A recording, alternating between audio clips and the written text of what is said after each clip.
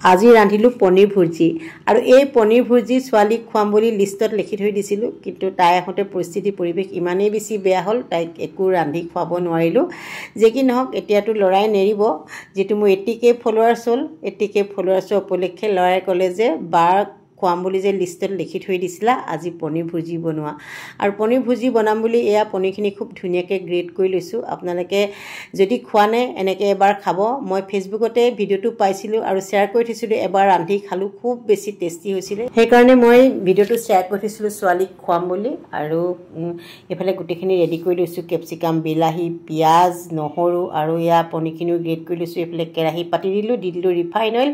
আৰু তাৰপিছত গোটা জিৰা দি দিলো জিৰাখিনি ফুটা পাছতে দি দিলো এয়া চপ কৰি ৰখা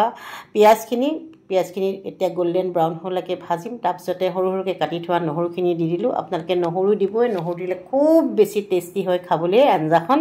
আৰু এফালে ক্যাপসিকামখিনি দি দিলো ধুনীয়াকৈ লৰাই চৰাই এফালে মই দি দিম এতিয়া নিমখ ইয়াত নিজে নিমখ দিলো নিমখ দিয়াৰ পাছত এতিয়া ক্যাপসিকামখিনি গলিয়ে যাব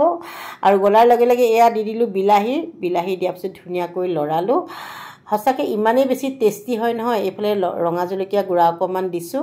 আৰু তাৰ পাছতে মই মিট মছলা অকমান দিম আৰু এফালে দি দিলো কেঁচা জলকীয়া তাৰ পাছতে অকমান মিট মছলাও দিছো খুব ধুনীয়া হয় গোন্ধটো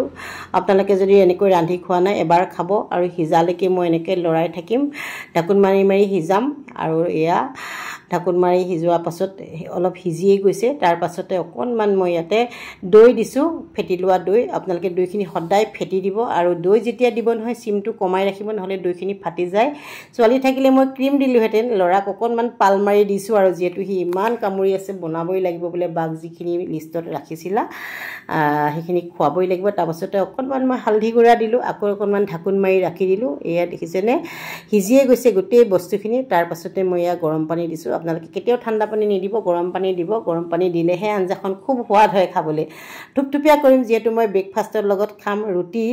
আৰু দুপৰীয়া ভাতৰ লগতো খাবলৈ হ'ব অকনমান বেছিকৈ বনাইছো আৰু গ্ৰেট কৰি ৰখা ইয়া পনীৰখিনি খুব ধুনীয়াকৈ দি দিলো এতিয়া অলমোষ্ট হৈয়ে গৈছে ইমান ধুনীয়া গোন্ধ ওলাইছে নহয় লৰাই কৈছে যে আজি মজা খানা হ'ব ব্ৰেকফাষ্টত মই বোলো দুপৰীয়াও খাব লাগিব ইয়াকে অকনমান নিমখটো চালো খুব ধুনীয়া হৈছে আৰু শেষত এয়া কচুৰি মেথি দিছো এইটো একেবাৰে অপচনেল হয় আপোনালোকৰ যদি কচুৰি মেথি নাই আপোনালোকে